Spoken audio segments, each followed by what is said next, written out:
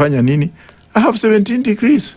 Recently, I just wrote my book, which is celebrated in Congress, which is being used as a reference in the Congressional Committee on Immigration. I'm a Kenyan. I'm a proud Kenyan. Now, if there is brain drain and brain drain, now when we come back here, people don't want to utilize us because they think that we know better than they do. Give us a chance. We build the country, not you. But if you are giving me a job to come and build you with your ego, so stay with it. That's why we are talking to Kenyans and saying, wait, persevere, time will come, let us sit down, let us see what we can do for this country. But if you want, we can continue. If you don't want, remain in poverty, remain in corruption, remain that way. It will have nothing to do with me.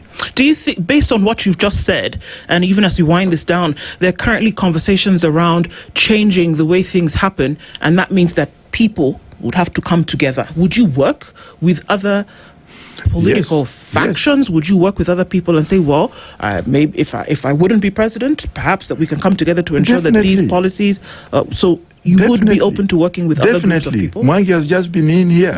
He's invited me for his NDC. I've invited him. If Ruto wants us to work together, we shall work. This nation is bigger than us.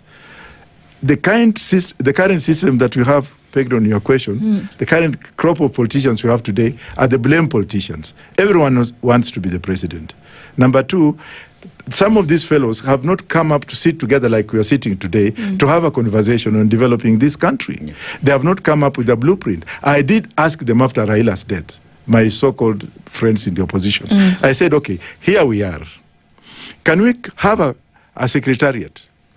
And can each and every political party contribute its views towards this secretariat? And can we thereafter have a committee of experts to work on a paper so that we can actually start a conversation with Kenyans? You know what they told me? Kwenda huko wewe hujui. But most of them sit, and I'm not blaming them, wanakaa mahali usiku, mchana, wanaongea, wakitoka hivyo, wakiwa kwa hiyo conference wanasema mimi nitakuwa minister, wewe utakuwa speaker, wewe utakuwa hivi.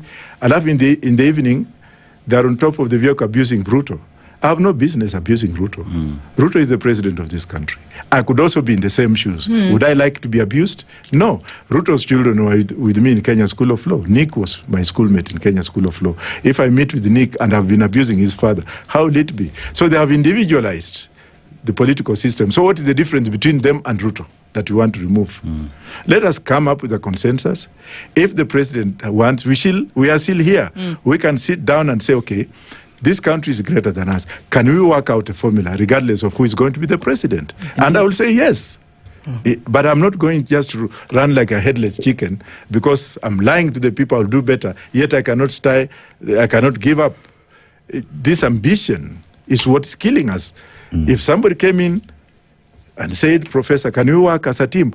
So long as it's doable and it's understandable, we shall work for this nation. Okay. I need to go to Rift Valley to campaign. I need to go to Nyanza, to Kikuyu land to campaign.